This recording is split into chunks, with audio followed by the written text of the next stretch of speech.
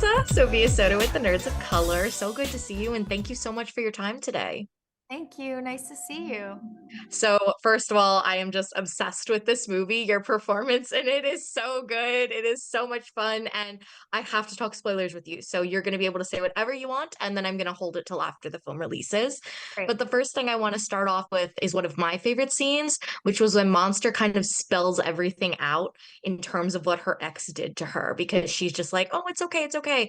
And Laura finally realizes and accepts, no, what happened is not okay. And I feel like women kind of need that sometimes. You're like, oh no, it's fine, it's fine. But can you break down the significance of that moment and why it's so crucial to her overall arc?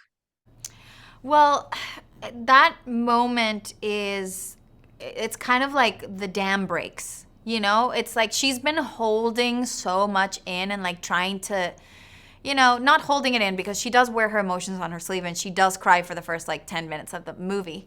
But, but from then on, then she's like, okay, I gotta put myself together and I gotta just pretend that everything is okay and move on with my life if I want to, be a part of this show that is like, she was equally in love with her dream of being on Broadway than with Jacob. So I think the double heartbreak is the most terrible thing to her. And so at least she needs to recuperate half of that, you know? So she's trying so hard to just be cool. And she's so self deprecating, which I feel like so many women can relate. So many people can relate in general. Um, but um, but that moment is the beginning of a beautiful romance, and it's like kind of the light bulb moment, but also the like when you're hoping for someone to finally snap out of it, and they do, and so that scene was and it's a very emotional moment too because it's finally giving yourself permission to be angry for all the things, all the like shit that he has put you through. And I think she had made herself so small that she didn't think that she deserved to be angry.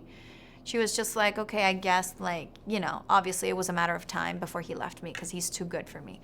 And so this anger comes out in the form of like a crying rage, and it was a beautiful scene to get to shoot, and also because we like shot it in like, for most of it was like one take and we just kind of lived in Wow. it.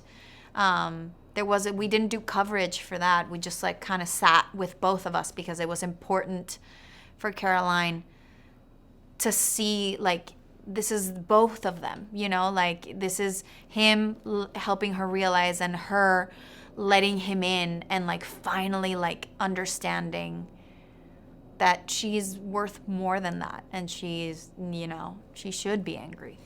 Yeah. And you led me into my next question so beautifully because I feel like for not only for television and movies, but just in real life, men can show rage and anger and it's always been accepted. But when a woman shows that, it's looked like, oh, she must be crazy.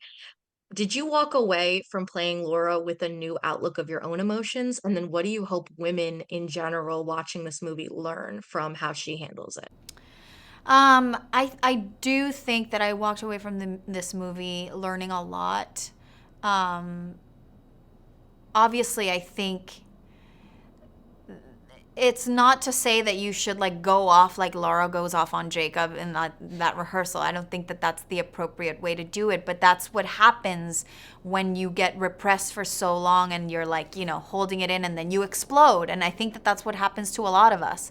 But I think the giving yourself permission to be angry is important. And I think the most beautiful thing about shooting this movie is because we're talking about female rage in this movie and how we're so repressed.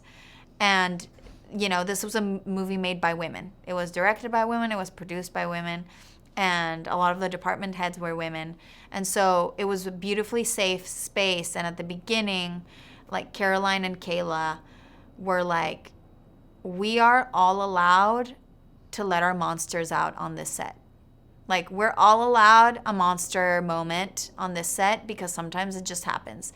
And so when you're going into a project knowing that you're safe and that people are like, we got you, if you have a day where you're like having a hard time and you need to let the monster out, like, this is a place where you can do that.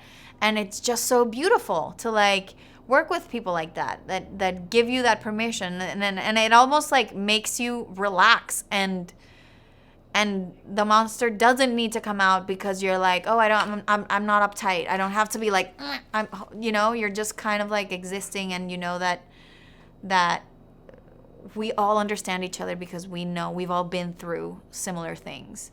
And so it was great. I learned a lot from like that perspective of what actually feeling safe on set feels like. I felt it leaving this movie, and I feel like a lot of women are going to feel that.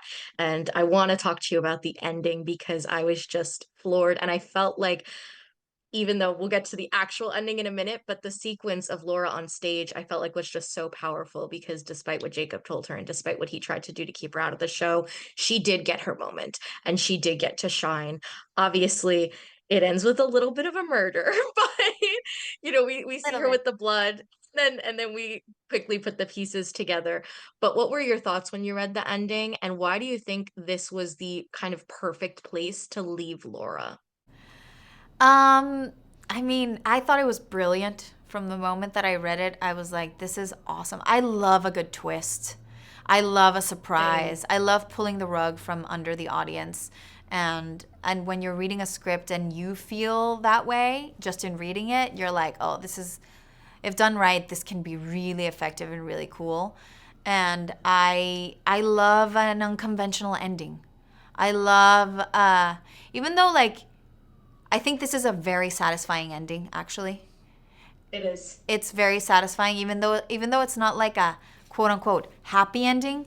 It kind of is, you know. And for Caroline, because this is a true-ish story for her. She was like, I needed to. He was gonna die.